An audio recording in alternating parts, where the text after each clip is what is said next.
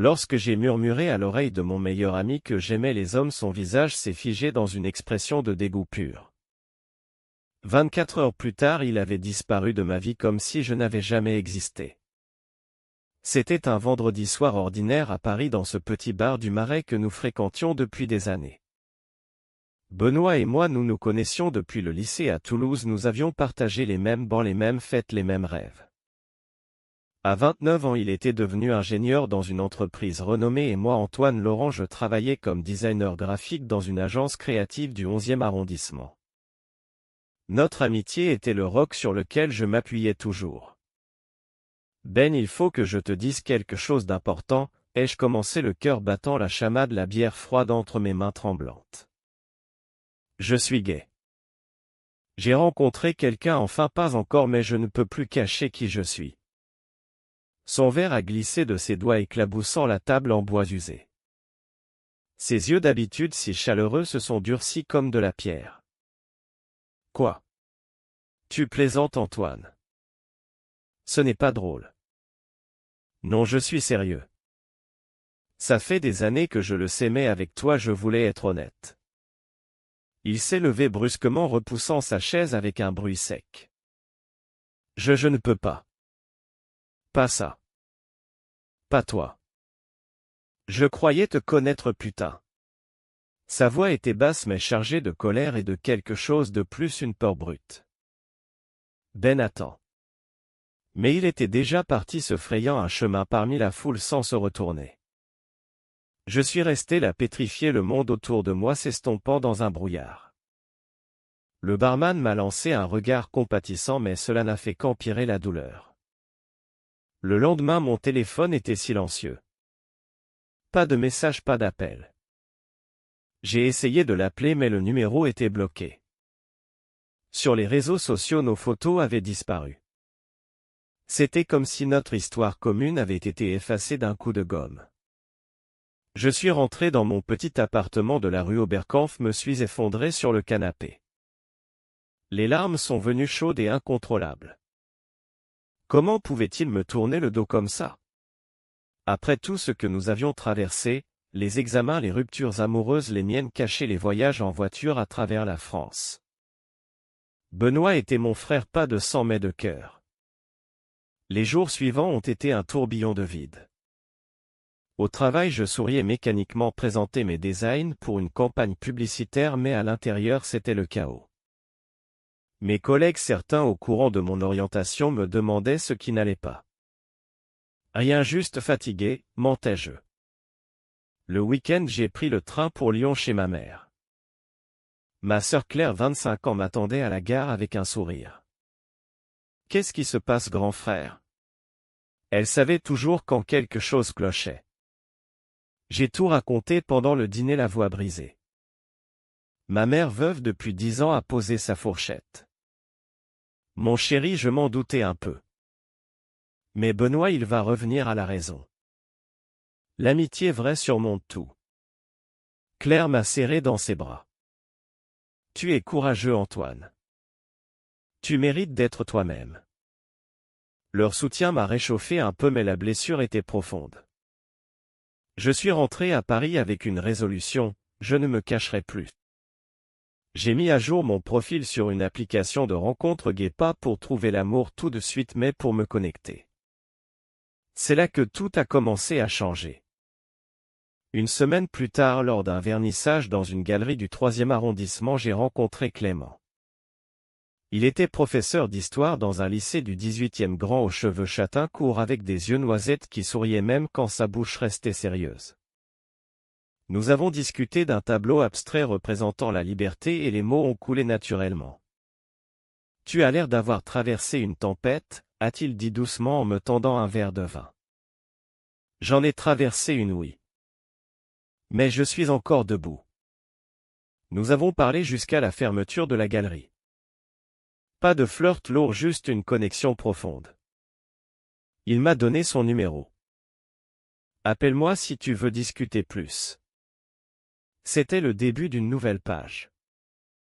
Mais la douleur du rejet de Benoît planait encore comme une ombre sur mon nouveau départ. Je marchais le long des quais de Seine le soir me demandant si je retrouverais un jour la légèreté de notre amitié. Paris scintillait autour de moi indifférente au cœur brisé. Pourtant au fond de moi une petite flamme s'allumait, celle de la liberté enfin assumée. Les semaines suivantes se sont écoulées dans un mélange doux amer de solitude et d'espoir naissant. Clément et moi nous voyions presque tous les jours. Nous nous promenions dans les jardins du Luxembourg main dans la main discrètement car même à Paris certains regards pesaient encore. Il me parlait de ses élèves, de leurs questions sur l'histoire de France et moi je lui montrais mes croquis, mes projets pour une exposition sur l'identité contemporaine. Un samedi nous avons pris le RER jusqu'à Versailles.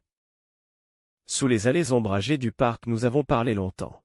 « Pourquoi as-tu attendu si longtemps pour le dire à Benoît ?» m'a-t-il demandé en s'asseyant sur un banc près du grand canal. Parce qu'il était ma famille. Perdre ça c'était impensable. Clément a passé son bras autour de mes épaules. Tu n'as rien perdu Antoine. Tu as gagné ta vérité. Ces mots ont résonné en moi comme une libération. Le soir même nous avons dîné dans un petit bistrot près de chez lui dans le Marais. La lumière des bougies dansait sur son visage et pour la première fois depuis des mois j'ai ri vraiment. Au travail mon chef m'a proposé un projet ambitieux, concevoir l'identité visuelle d'un festival LGBTQ+ à Marseille. J'ai accepté sans hésiter. Le voyage en TGV m'a permis de réfléchir. Dans le wagon presque vide j'ai regardé défiler les paysages de la Provence et j'ai senti que ma vie prenait enfin forme. À Marseille le soleil tapait fort. J'ai rencontré l'équipe du festival, des artistes militants, des activistes. L'un d'eux, un photographe nommé Lucas, m'a invité à une soirée sur le Vieux-Port. C'est là que j'ai compris à quel point la communauté pouvait être un filet de sécurité. Nous avons dansé, ri, partagé des histoires de coming out. Pour la première fois je ne me sentais plus seul. De retour à Paris j'ai essayé une dernière fois d'appeler Benoît depuis un numéro inconnu. Répondeur. J'ai raccroché sans laisser de message. La colère montait par vagues mais je la transformais en création. Mes dessins devenaient plus audacieux, plus colorés. Clément m'a présenté à ses amis un couple gay installé depuis 15 ans dans le 19e. Leurs récits de lutte et de victoire m'ont inspiré. L'amitié vraie ne disparaît pas, elle se réinvente, m'a dit l'un d'eux. Un soir d'automne nous sommes partis en week-end à Honfleur en Normandie. La mer grise, les maisons à colombage, les falaises. Clément et moi avons marché sur la plage main dans la main. Le vent salé fouettait nos visages. « Je t'aime Antoine », a-t-il murmuré. C'était la première fois.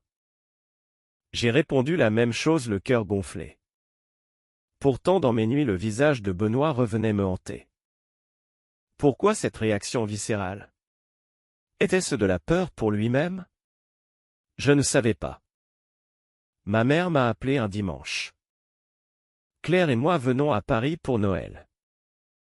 Nous voulons rencontrer Clément. Leur acceptation totale m'a bouleversé. La vie continuait belle malgré l'absence. Mais je sentais que le chapitre Benoît n'était pas clos. L'hiver s'est installé sur Paris avec ses lumières de fête et ses ciels bas. Clément et moi avons décoré mon appartement d'une petite guirlande et d'un sapin minimaliste. Ma mère et Claire sont arrivées le 23 décembre chargées de cadeaux et de sourires. Le dîner a été chaleureux. Ma mère a serré la main de Clément longuement. « Merci de rendre mon fils heureux », a-t-elle dit simplement. Le lendemain Noël nous avons marché jusqu'à la tour Eiffel illuminée. La neige légère tombait en flocons fins. Clément m'a embrassé sous les lumières et j'ai pensé que la vie pouvait être douce. Pourtant au bureau une nouvelle inattendue est arrivée, le festival de Marseille voulait que je prolonge ma mission jusqu'au printemps. J'ai accepté. Les allers-retours en TGV sont devenus mon rythme. À chaque retour Clément m'attendait à la gare avec un café chaud et un baiser. Un week-end de janvier nous sommes montés dans les Alpes près de Chamonix. La neige craquait sous nos chaussures de randonnée. Assis sur un rocher face au Mont Blanc, Clément m'a parlé de son enfance dans une famille traditionnelle du Sud-Ouest. Mes parents ont mis des années à accepter. Mais ils y sont arrivés. J'ai raconté à mon tour les silences de mon père avant sa mort. Il n'a jamais su. J'aurais voulu qu'il sache que je suis bien dans ma peau. Le soir dans le chalet loué, nous avons fait un feu de cheminée. La chaleur nous enveloppait. Nos conversations glissaient vers l'avenir, des projets communs, un appartement plus grand, peut-être un chien. De retour à Paris, j'ai croisé par hasard un ami commun de Toulouse, Lucas. Il buvait un café place de la République. « Benoît va mal, tu sais », m'a-t-il lancé sans préambule. Il a rompu avec sa copine, il ne parle plus à personne. Il demande souvent de tes nouvelles mais il n'ose pas. J'ai haussé les épaules. Il a choisi. Lucas a insisté. Il y a quelque chose qu'il ne t'a jamais dit, Antoine. Quelque chose d'ancien. Je n'ai pas voulu en savoir plus. La blessure était encore vive. Février a apporté un projet urgent à Lyon. J'ai passé 3 jours chez ma mère. Elle m'a montré de vieilles photos de Benoît et moi adolescents. Vous étiez inséparables. Le soir, j'ai pleuré seul dans ma chambre d'enfant. La colère laissait place à la tristesse. Clément est venu me rejoindre le week-end. Nous avons visité le vieux Lyon main dans la main. Les traboules, les lumières sur la Saône. Tu es plus fort que tu ne le crois, m'a-t-il dit. Mars est arrivé avec le printemps. Le festival de Marseille battait son plein. J'ai présenté mon travail devant 500 personnes. Les applaudissements ont résonné longtemps. Sur scène, j'ai pensé à Benoît. Où était-il? Que faisait-il de sa vie? Un soir après la soirée de clôture, Clément m'a rejoint à Marseille. Nous avons dîné sur la terrasse d'un restaurant face à la mer. Je suis fier de toi, a-t-il murmuré. La vie était belle. Pourtant au fond de moi une question persistait, la vérité sur Benoît me libérerait-elle enfin? Avril a apporté des orages soudains sur Paris. Un matin mon téléphone a sonné, un numéro inconnu. J'ai décroché. C'était Benoît. Sa voix était rauque, hésitante. Antoine, je peux te voir? J'ai raccroché sans répondre. La colère est revenue d'un coup. Clément m'a trouvé assis sur le lit, les mains tremblantes. Il a appelé. Et tu as fait ce que tu devais, a-t-il répondu en me serrant contre lui. Les jours suivants, Benoît a envoyé des messages par d'autres canaux. Il faut que je t'explique. S'il te plaît. Je les ai ignorés. Le projet du festival terminé, je suis rentré définitivement. Clément et moi avons emménagé ensemble dans un appartement plus grand rue de Charonne. Les cartons, les rires, les nuits blanches à arranger les meubles. La vie de couple s'installait douce et solide. Un samedi de mai, nous sommes allés à un pique-nique organisé par l'association LGBTQ+ de son lycée. Des dizaines de personnes riaient, parlaient de leur parcours. J'ai rencontré des pères de famille, des étudiants, des retraités, tous unis par la même fierté. C'est là que Lucas, l'ami commun, m'a abordé à nouveau. Benoît est en thérapie, Antoine. Il a découvert quelque chose dans ses vieux carnets. Il veut te le dire en face. Cette fois, j'ai accepté de l'écouter. Dis-lui de venir au café près de chez moi demain 16h. Mais seul. Le lendemain, le ciel était bleu pur. J'ai attendu à la terrasse. Benoît est arrivé en retard, les cheveux en bataille, les yeux cernés. Il s'est assis en face de moi sans oser me regarder. Je suis désolé, Antoine. Tellement désolé. Sa voix tremblait. Il a sorti un vieux carnet usé de son sac. J'ai retrouvé ça en rangeant la maison de mes parents. Lis la page du 15 juillet 2012. J'ai ouvert. L'écriture adolescente de Benoît, Ce soir au camp avec Antoine on a partagé la tente. Il s'est endormi contre moi. J'ai senti quelque chose que je n'aurais pas dû. Je l'ai embrassé sur la joue. Il n'a pas bougé. Depuis je n'arrête pas d'y penser. Mais je ne peux pas être comme ça. Je ne peux pas. Les mots m'ont frappé comme un coup. Je me souvenais de cette nuit-là, la chaleur, la confiance. Je n'avais rien remarqué. Benoît a continué. Quand tu m'as dit que tu étais gay, tout est remonté. J'ai paniqué. J'ai cru que si je restais près de toi, je devrais affronter ce que j'avais enfoui. J'ai projeté ma peur sur toi. J'ai été lâche. Les larmes coulaient sur ses joues. J'ai compris que je suis hétéro. Mais ce baiser, ce souvenir m'a rongé. J'ai perdu ma copine à cause de mes silences. J'ai perdu mon meilleur ami. Je suis resté silencieux longtemps. La colère fondait, laissant place à une tristesse infinie. Tu m'as fait mal, Benoît. Très mal. Je sais. Je ne demande pas de tout oublier. Juste une chance de réparer. Je n'ai pas répondu tout de suite. J'ai regardé Paris autour de nous, les passants, les pigeons, les terrasses animées. Je vais y réfléchir. Il est parti la tête basse. Je suis rentré chez moi, le carnet à la main. Clément m'attendait. Je lui ai tout raconté. Il m'a écouté sans juger.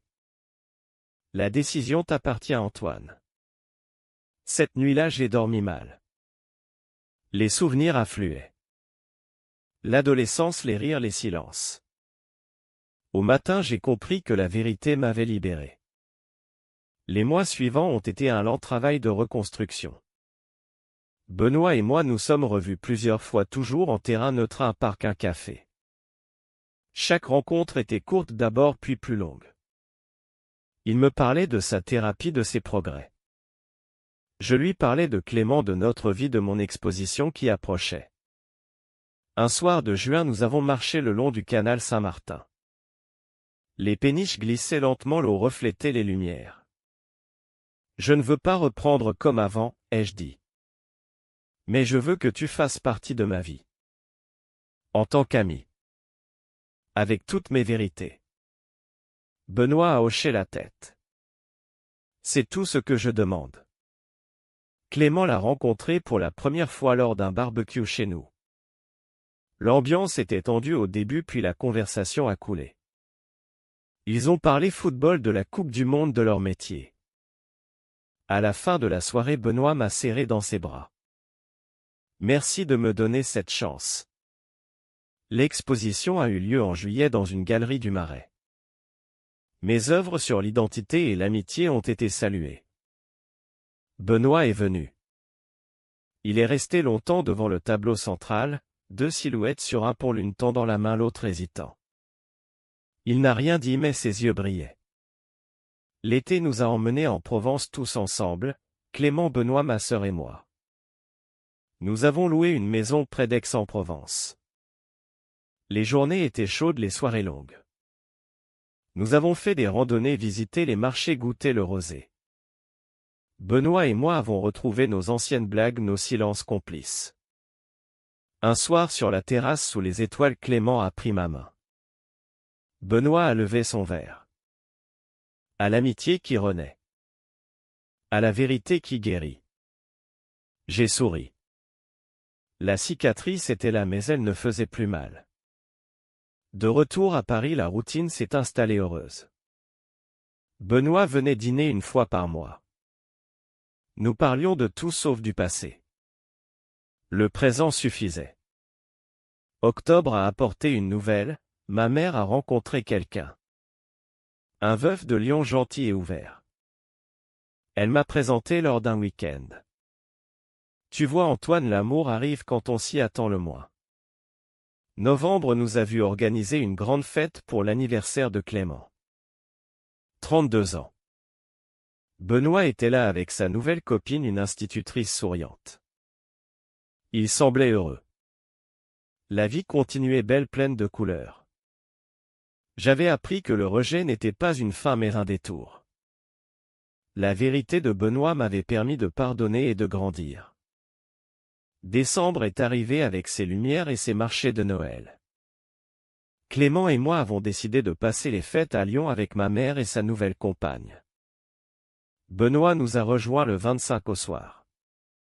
Autour de la table les rires fusaient, les verres se levaient. À la famille choisie, a dit ma mère en regardant tout le monde. Après le repas, Benoît et moi sommes sortis sur le balcon. La neige tombait doucement sur la ville. Tu sais, Antoine, a-t-il murmuré, je ne pourrai jamais effacer la douleur que je t'ai causée. Mais je suis reconnaissant que tu m'aies laissé revenir. J'ai posé la main sur son épaule. Nous avons tous les deux grandi. C'est ça qui compte. Le 1er janvier, nous avons fait une longue promenade sur les quais du Rhône. Clément marchait à côté de moi, Benoît un peu en retrait. La ville était calme sous le ciel gris clair. De retour à Paris, la vie a repris son cours. Mon travail s'est enrichi de nouvelles commandes. Clément a été promu responsable pédagogique. Benoît a changé d'entreprise pour un poste plus humain. Un soir de mars, nous avons organisé un dîner à 4, Clément, Benoît, sa copine et moi. La conversation était fluide, les plaisanteries naturelles. À la fin de la soirée, Benoît m'a pris à part. Merci d'avoir cru en l'amitié. J'ai souri.